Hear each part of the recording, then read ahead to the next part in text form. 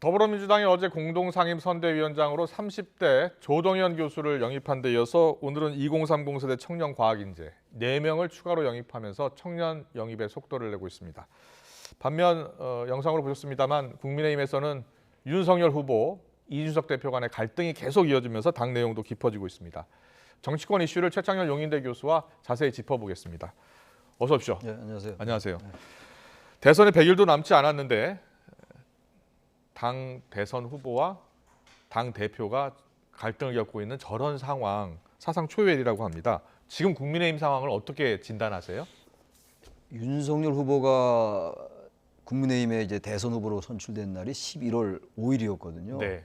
지금 20일이 훨씬 넘었어요. 거의 한 달이 다 돼가는데 아직도 선대위가 제자리를 안 잡은 것 같아요. 예. 제자리를 잡지 못한 것뿐만이 아니라 지금 말씀처럼 대표와 이제 거의 극한적인 갈등, 대표가 거의 당무를 거부한 상황. 네. 여러 가지 이제 그 맥락이 있죠.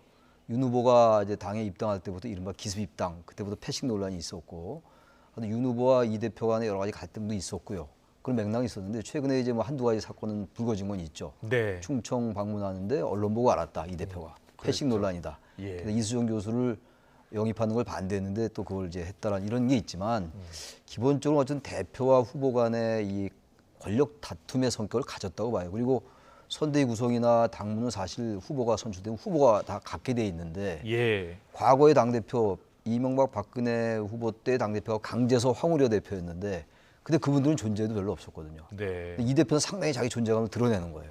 이른바 이제 자기 정치를 한다라고 이제 윤 후보 측에서 비판하는 건데, 근데 이 부분은 좀 우리가 곰씹어 볼 필요가 있을 것 같아요. 지금 이준석 대표가 자기 정치를 하는 것 같습니까?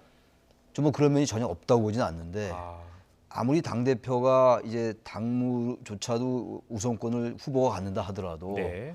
전 당 대표도 일단 당무를 계속 추진해 나가는 전당대회에 의해서 선출된 당의 대표이기 때문에 예. 그런 관행은 좀 한번 돌아볼 필요가 있을 것 같아요. 거기에 이제 수긍하지 않는 거거든요, 당 대표가. 예. 과거는 그게 이제 문제가 없이 당 대표들이 인정을 했고 아.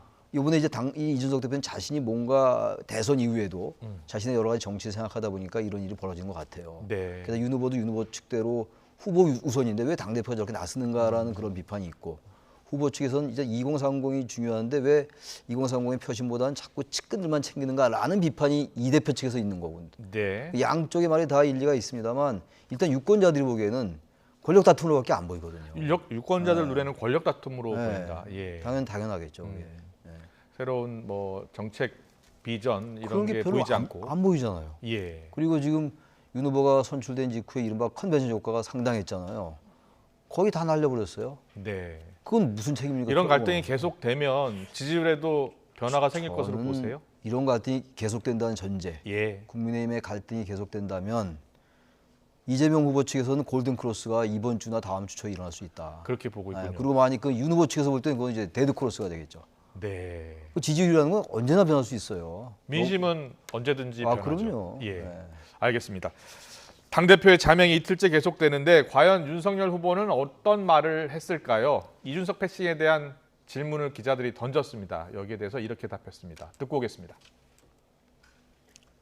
민주주의를 지향하는 그 민주적 정당 내에서 다양한 의견 차이와 이런 문제들은 뭐 얼마든지 있을 수 있는 것이고 또 이것을 합의점을 찾아서 또 나아가는 것이 또 민주적 정당이 아니겠습니까?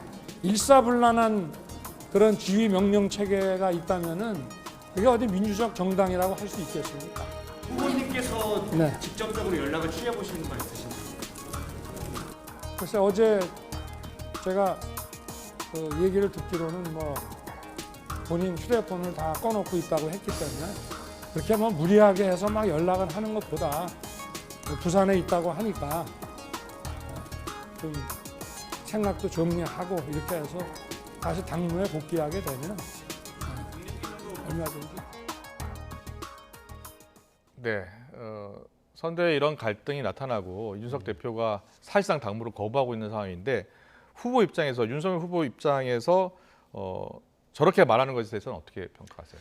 윤석열 후보의 말은 뭐 원론적으로 맞는 얘기죠. 예. 민주정당 내에서 다양한 의견이 있을 수 있는 것이고 일사불란하면 안 되는 거고 네. 당연히 여러 가지 의견을 잘 이제 합의를 모색해 가는 과정은 맞는데 지금 이렇게 편안하게 얘기할 때는 아닌 것 같아요. 아, 이렇게 편안하게 얘기할 때 이게 아니다. 일상시 같으면 이렇게 얘기할 수 있는데 예. 이 말이 틀리는 건 아니지만 지금 당대표와 후보가 지금 이렇게 갈등이 빚는 게 너무 오래 가고 있단 말이에요. 지금 예. 당무 거부라는 게 벌써 사흘째, 나흘째 되고 있고. 네. 그럼 이건 일단은 선거에서 이겨야 될 거 아니에요. 국민의힘 입장에서. 예.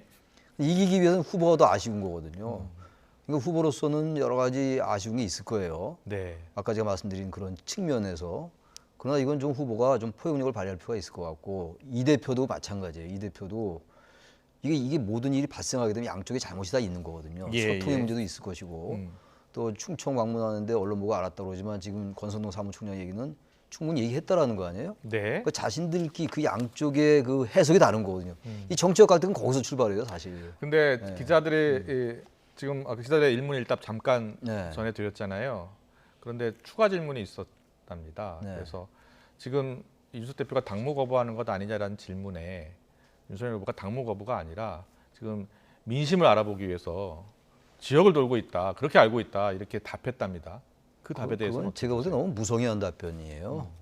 지금 이게 지금 그럼 이준석 대표가 아무 일도 없다는 듯이 지금 이 민정을 시찰하러 그야말로 예. 갔다는 얘기밖에 더 돼요. 그렇게 얘기할 건 아니죠. 사태의 예. 본질이 있는 대로 인정하고 이러이러한 갈등이 있는 것 같다. 나도 이러이러한 아쉬움이 있고 그쪽도 이러이러한 여러 가지 아쉬움이 있는 것 같은데 내가 후보로서 부족하다.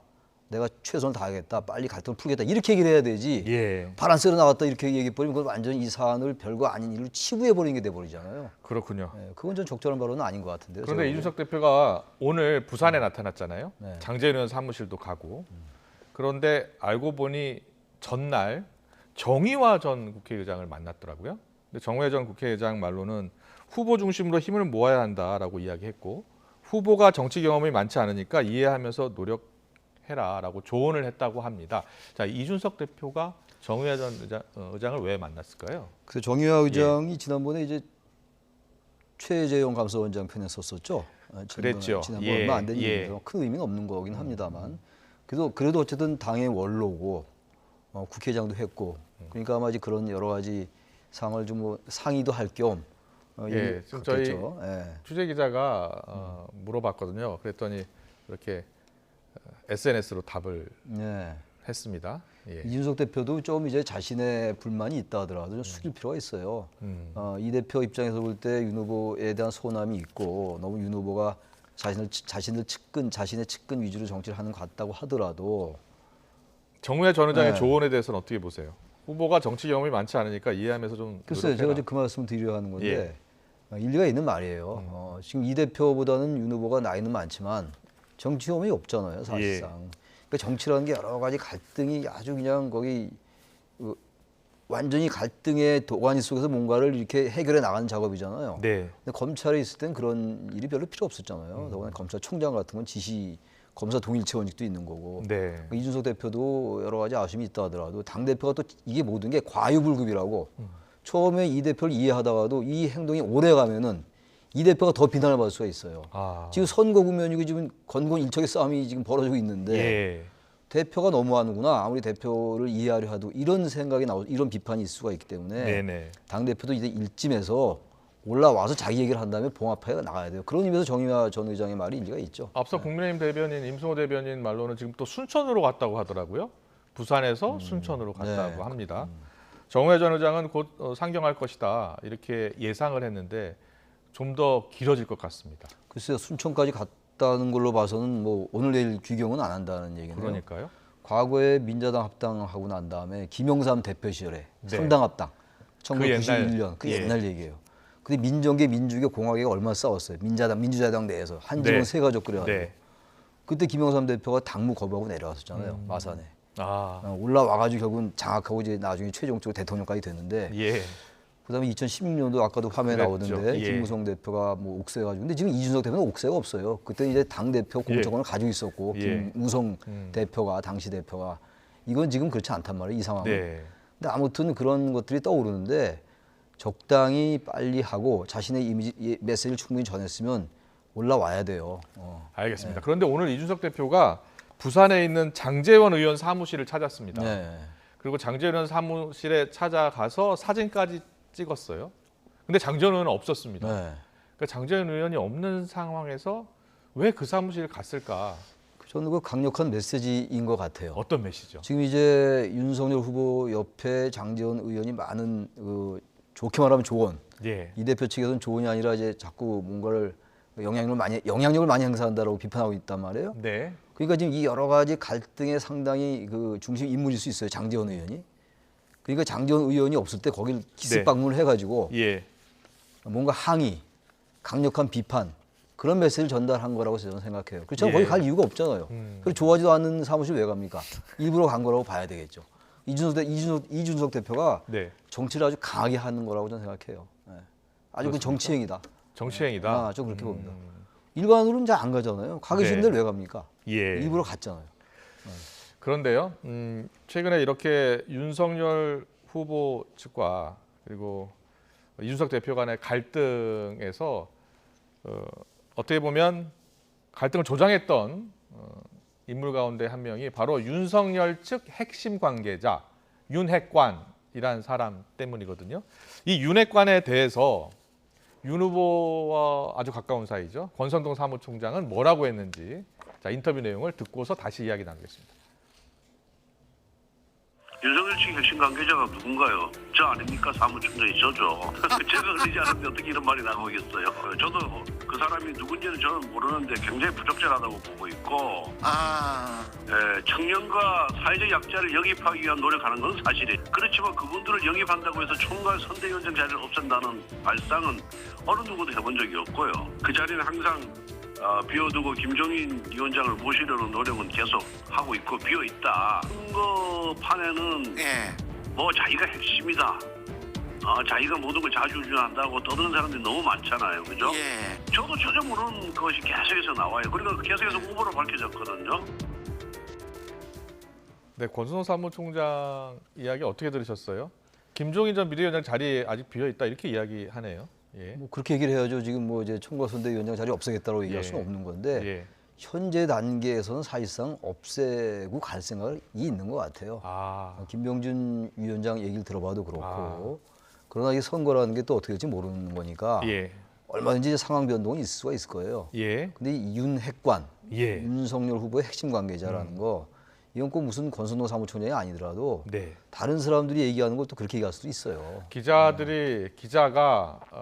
그렇게 핵심 관계자라고 썼다면 분명히 알려진 인물일 겁니다. 알려진 인물이겠죠. 우리 예. 이름은 알 수 없지만 뭐 청와대 관계자, 뭐 네. 청와대 핵심 관계자 이런 얘기 뭐 얼마나 많이 나와요. 그렇습니다. 그러니까 정치권에서 이런 갈등이 생기면 말이 뭐 여기저기서 막 나오잖아요. 네. 그게 정제된 발언들도 아니고 예. 결재를 받고 얘기를 하는 것도 아니기 때문에 이런 건 뭐 있는 그대로 받아들이고 넘어갈 수밖에 없어요. 알겠습니다. 국민의힘 선대위가 이런 갈등이 계속되는 상황에서 민주당은 이재명 대선 후보가 어제 오늘도 외부 인사 영입을 발표했습니다. 주요 장면을 영상으로 보고 오겠습니다.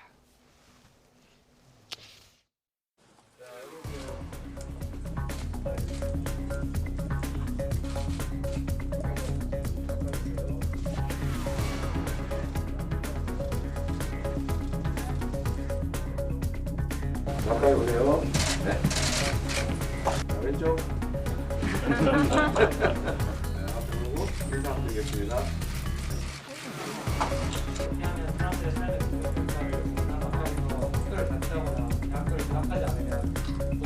제가 가지고 있는 꿈 중에 하나가 이런 게 있습니다. 대통령이 집무실에 의자에 앉아 있는데 젊은 청년 보좌관이 책상에 더 걸터 앉아가지고 이렇게 대화하는 그런 장면이 있지 않습니까?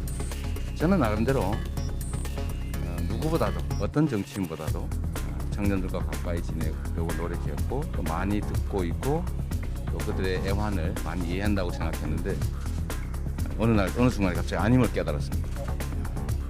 역시 꼰대구나 나도. 영원히 그럴 수도 있습니다. 이거는 뭐 여러분도 언젠간 꼰대가 될 테니까요. 그럼에도 불구하고 이 세대 간의 간극을 줄이기 위한 노력은 끊임없이 있어야 된다는 생각이 들었습니다. 네, 2030 영입 속도를 내고 있는 이재명 후보. 계속해서 청년층에 곡을 들이고 있는 모습이잖아요. 이재명 후보의 최근 인재 영입 어떻게 보셨어요? 이제 뭐 그 서경대 군사학과 교수 출신 예, 조동현 그렇습니다. 씨 영입했고 조동현 교수. 그리고 지금 젊은 사람들 인공지능 뭐 데이터 전문가라고 그렇습니다. 그러더라고요. 나이는 되게 2030들이고 예. 요즘은 2030 얘기가 워낙 많이 나오니까 AI 개발자, 네. 데이터 전문가, 뇌공학 전문가를 영입했습니다. 네, 근데 워낙 이제 그 청년 세대가 지금 특정 정당에 치우치지 않으니까 네. 여당이건 야당이건 이제 청년 세대를 잡아야 된다. 그래야 이긴다라는 게 거의 정설처럼 돼 있기 때문에 예. 양당이 지금 경쟁을 하는데 아직 국민의힘은 지금 거기에 아직 시동이 잘 안 걸린 것 같아요. 그렇군요. 민주당은 지금 막 앞서 나가는데 예. 이 부분은 어쨌든 국민들이 그게 좀 약간 보여주기식이 좀 있다 하더라도 네. 국민들은 뭔가 쇄신하게 느껴져요. 쇄신하는 거는 노력으로 보이기 때문에 의미 있는 노력이라고 생각해요. 이 부분은. 그렇군요. 네. 의미 있는 노력으로 평가를 하셨습니다. 그런데 최근에 송영길 대표가 이재명 후보를 바로 알자.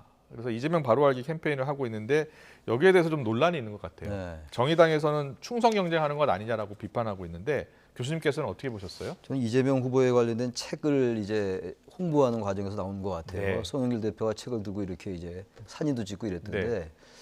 지금 화면에 나오는데요. SNS에 올린 사진, 글입니다. 뭐 저렇게 얘기할 수 있는 건데 예. 뭐당 대표니까 예. 자신의 소속당 후보가 당선되길 바라면서 저렇게 얘기할 수 있다고 봐요. 네네. 정치라는 게 약간 말이 과할 수 있고 그런 건데 예. 이 책을 선전하면서 지금 좀 보도되는 걸로 봐서는 이재명 개인에 대한 그렇게 얘기되는 것처럼 보이는 건 그건 국민들이 불편해할 수 있어요. 아, 이재명 후보를 지지했던 사람들도 예. 특정 인물을 과다하게 좀 이렇게 앞세우는 거 그런 건 저는 썩 그렇게 좋아 보이지 않아요. 지금 이 국민의힘에서 바로 저렇게 비판을 하는 거 아니에요? 우상화 작업이라고? 예, 국민의힘에서는 우상화 작업이다라고 비판하고 나섰고요.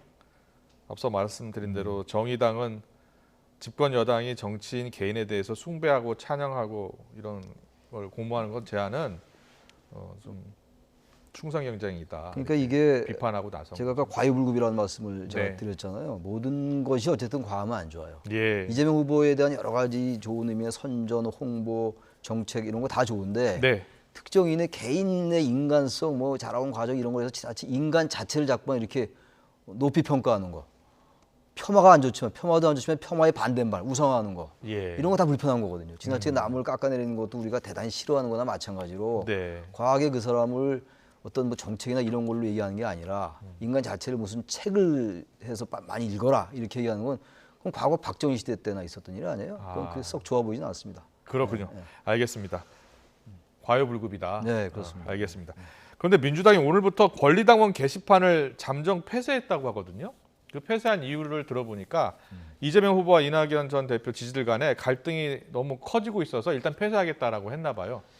워낙 지금 이제 이낙연 전 대표와의 그 지지자들, 제가 그 지지자들의 연대가 중요하다고 말씀을 많이 드렸어요. 설령 후보를 했던 사람이 승복을 하더라도 그 낙선한 후보를 지지했던 지지자들 간의 어떤 자발적인 연대나 동의 이런 것들이 대단히 중요하다고 여러 번 말씀드렸는데 그게 예. 지금 아직 안 되고 있는 거예요. 우리가 소위 이른바 이제 화학적 결합이라고 얘기하는 그게 안 되고 있는 건데 그렇다고 이 게시판을 차단하는 거는 조금 조심스럽다고 저는 생각해요. 예. 일단 당 입장에서부터 워낙 갈등이 치열해지면은 오히려 이게 안 좋은 생각, 안 좋은 효과, 원심력이 작용할 수가 있으니까 그 원심력을 막기 위해서 그런 조치를 취한 불가피성은 이해를 하겠는데 네. 그래도 이걸 어떻게든 봉합하고 그 내에서 조정되게 어떤 일이 벌어지면 시장에서 도태되게 해서 이 자본주의 시장 경제에 맡겨야 되듯이 이걸 인위적으로 뭔가 게시판을 차단하는 거는 그거는 후보 선대위에서는 마음이 좀 급한 것 같아요. 급하죠. 그러니까 예. 저는 뭐 선대위의 그 입장 충분히 이해는 합니다. 이해는 하는데 조금 그런 건 조심하고 신중할 필요는 있지 않을까 그런 생각이 좀 드네요. 네, 좀 더 신중할 필요가 있다라고 지적을 해주셨고요. 이재명 후보가 국토보유세 네. 예, 사실상 철회했잖아요. 철회했죠. 그런데 최근에 이재명 후보가 여러 정책을 제안했다가 철회하는 경우가 많아서 최근에 이재명 후보 대표 슬로건이 이재명은 합니다인데 하려다 만다. 자꾸 철회를 해서 이런 지적이 나오는데 여기에 대해서는 어떻게 보세요? 유연하다라는 평가도 있습니다. 하지만 좀 너무 설익은 정책을 남발하는 거 아니다 이런 지적. 그러니까 이제 정책을 낼 때는 예. 공약이라는 것도 뭐 다 실현되는 건 아니지만 네. 최대한도 어쨌든 여러 가지 부작용이라든지 재원이라든지 이런 걸 생각을 하고 내야 되는데 네. 조금 이제 성급하게 내는 측면이 있어요. 주사일제도 그랬고 음식점 총량제도 그랬고 예. 조금 더 거슬러 올라가면은 대학교를 안 나온 청년들 뭐 1,000만 원 줘서 세계 여행시킨다 다 철회했거든요. 그랬군요. 이런 게 예. 다 아이디어 차원에서는 좋은데 잘 검증되지 않은 정책이 나오고 그게 여론이 부정적이다 보니까 또 걷어들이니까 유연성이나 측면보다는 너무 즉자적으로 대응하는 게 아니냐. 그리고 금방 또 걷어들이고 또 사과도 많이 하고 그러니까 이게 어떤 진정성이 없는 게 아닌가라는 비판이 대두될 수가 있어요. 그러니까 어쨌든 신중해야 돼요. 정책을 내놓는 것도 좋고 일단 처리하는 것도 유연하게 받아들일 수 있는데 그게 너무 잦으면 빈번하면은 그런 오히려 비판이 따를 수가 있겠죠. 이재명 후보가 강조하는 게 이재명의 민주당을 강조하면서 반성하는 민주당, 새로운 민주당을 강조하면서 계속 반성, 사과하고 있거든요. 그건 뭐 그냥 반성하고 사과하고 돌아보고 성찰하는 건 저는 좋다고 생각해요. 예. 그런데 그게 좀 진정성 있게 느껴져야 된다고요. 그렇지 않고 너무 사과를 즉각 하니까 네. 너무 빨리 대응한다는 그 신속성은 좋은데 예. 보기에 따라서는 별로 진정성 없이 그냥 사과하면 뭐 끝난다고 생각하는 거 아닌가라는 비판자의 입장이 있을 수가 있다는 거죠. 예. 역시 모든 게 이 접점을 찾아가는 게 참 쉬운 것 같지만 어렵다 그런 생각이 들어요. 네. 알겠습니다. 오늘 정치권 이슈는 여기까지 들어야겠습니다. 최창렬 용인대 교수님과 함께했습니다. 잘 들었습니다. 네, 고맙습니다.